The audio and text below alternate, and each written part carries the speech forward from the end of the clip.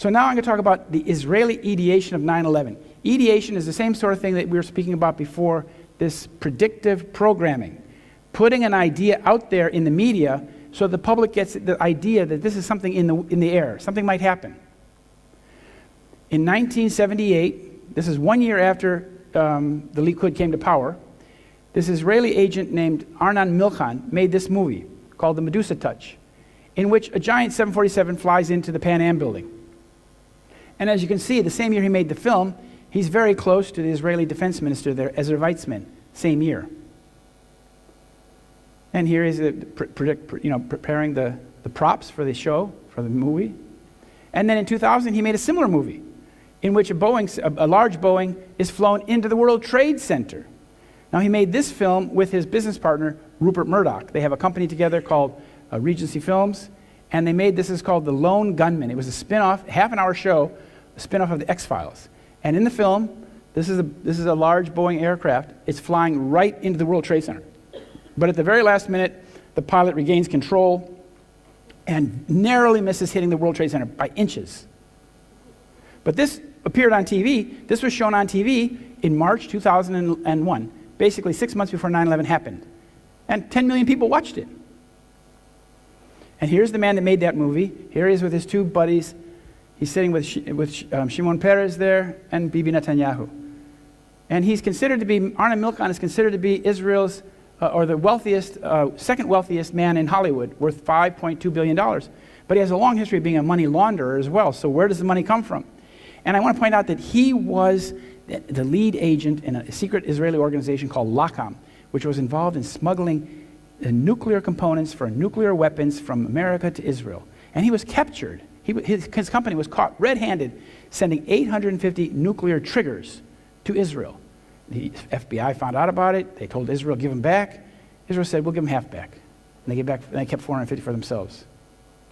And his company was the one that did the smuggling. And this LACAM organization, just to give you an idea, LACAM, L-A-K-A-M, was so secret, even the Mossad didn't know about it. I find that hard to believe, but that's what they say. Now, here again we have the man who's behind the war on terror, the lead advocate of this idea. He's with his father. This is about 1979. Now, prior to this, in 1976 to 1978, Benjamin Netanyahu worked for the Rothschild company called Boston Consulting in Boston, New York, in Boston, United States. And then in 1979, he went back to Israel and created an organization called the Netanyahu Institute on International Terrorism. And they had a conference in July of that year in which they rolled out onto the world stage this idea of fighting a global war on terror.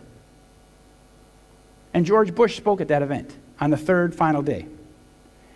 And then in 1980, the head of the Mossad made this prediction. In 1980, 21 years before 9/11, he said this. He was asked by this American Zionist, do you think terrorism will come to America? And if so, where and why? And he goes on saying, yeah, it'll come to you, believe me. And when asked where, he said, New York City is the symbol of freedom and capitalism. It's likely they will strike the Empire State Building, your tallest building, and a symbol of your power. Amazing. So 21 years before 9/11 happens, this man has this uncanny prediction that that's exactly what's going to happen, on 9/11. And he's the former head of the Mossad, first head of Shin Bet, and former head of Haganah Intelligence. So he knew what he was talking about. And what happened then is that he went from dream to reality. Two of his lead agents, these two men, went to New York and tried to get the security contract for the World Trade Center. This top man is Zvi Malkin, and this guy down here is Avraham Shalom Ben-Dor. And they represented a company called Atwell Security of Tel Aviv. And they approached the World Trade Center and the Port Authority, and they actually got the contract for the security in 1987.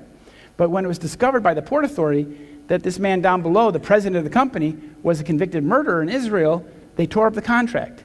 Had they not done that, 9/11 probably would have happened in the late 1980s or early 1990s, and we would have been in really bad shape because we didn't have the internet.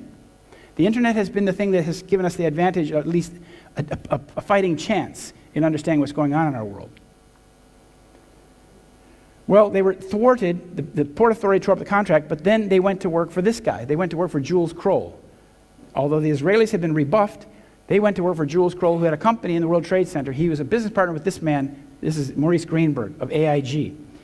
These two men had a company together called Kroll Associates, and after the first bombing in 1993 in the basement of the World Trade Center, about 8 people died.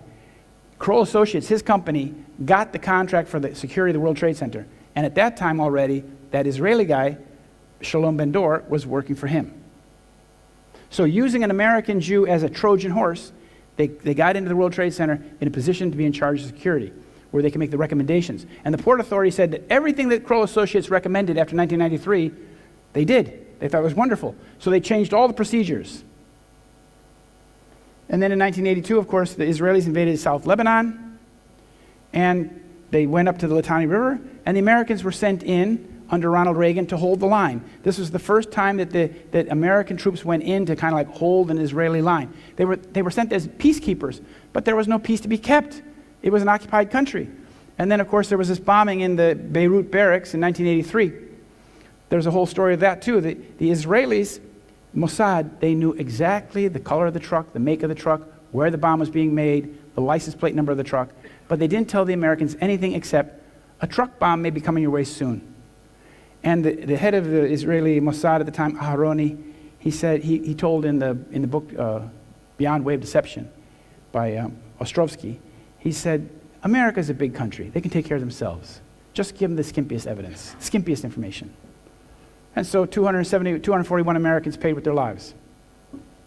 Now, after they created this war on terror construct, you need to have an enemy. You need to have a boogeyman. You need to have a real enemy with a face.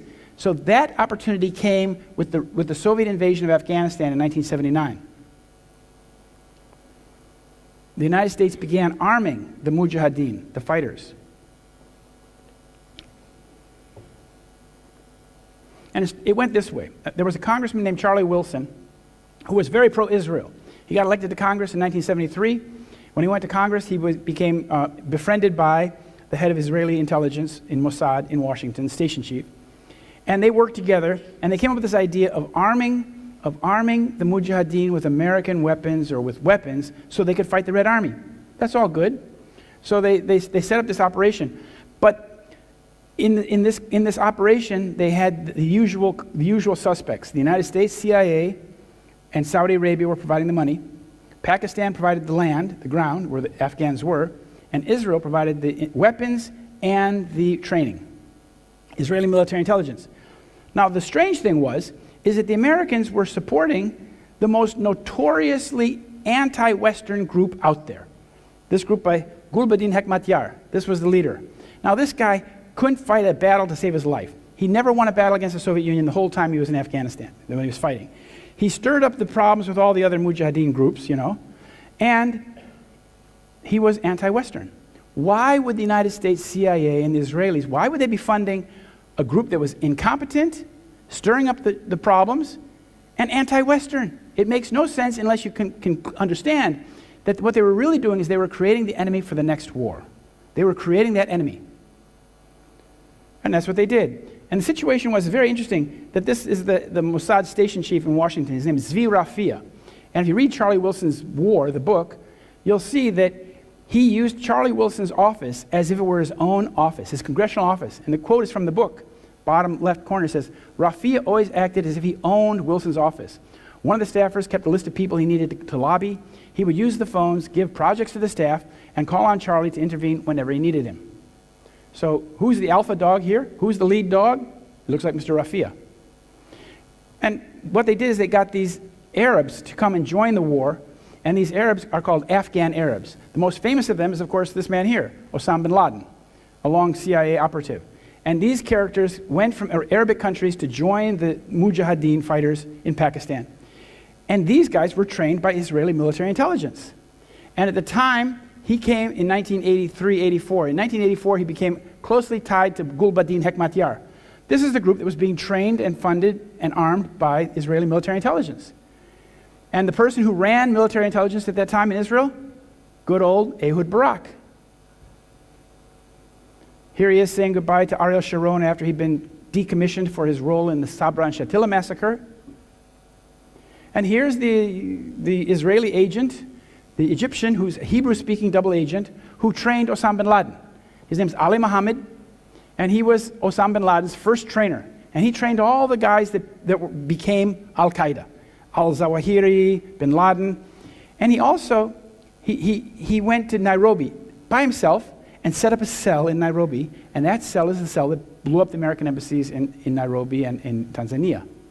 And as a result of this, this guy had been trained in American military bases in Fort Bragg, Carolina, in Arizona. And this guy, it seems like his career was greased with butter. He just went right straight to the top. Well, then he went straight to an American court. He went to the federal court, and he was held responsible for the bombing of the embassies in Africa. And he was put in jail for like 1,000 years, or his life. And then he disappeared. He just disappeared from an American federal penitentiary, never to be seen again. Amazing. And he trained these guys.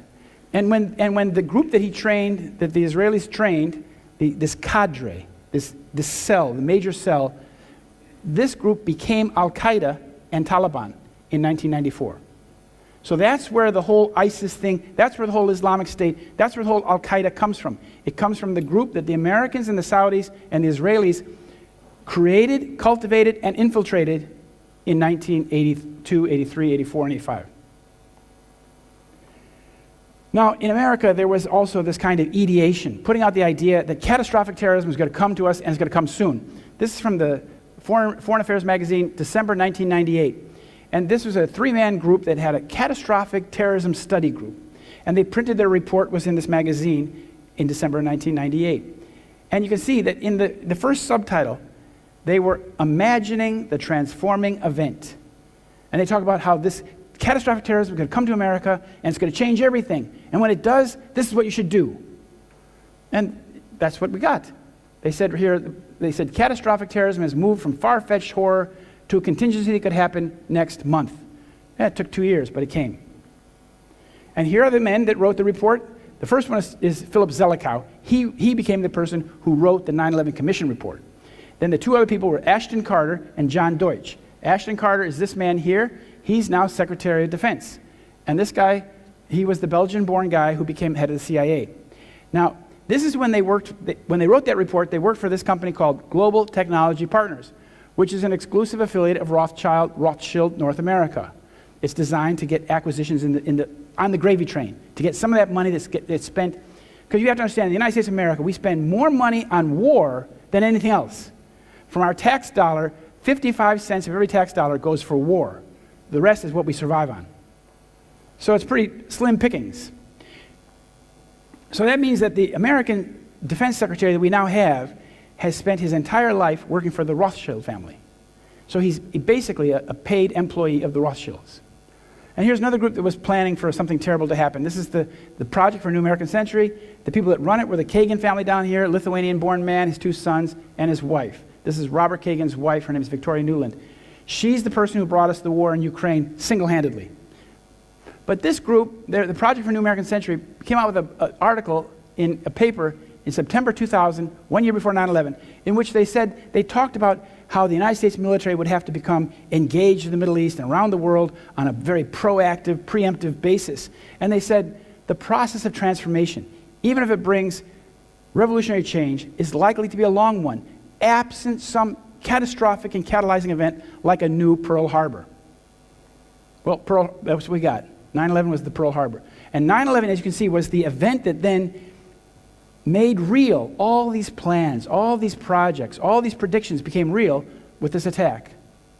So there's a long history to understand. And I said, Barack then said, now is the time to launch an operational concrete war against terror. And George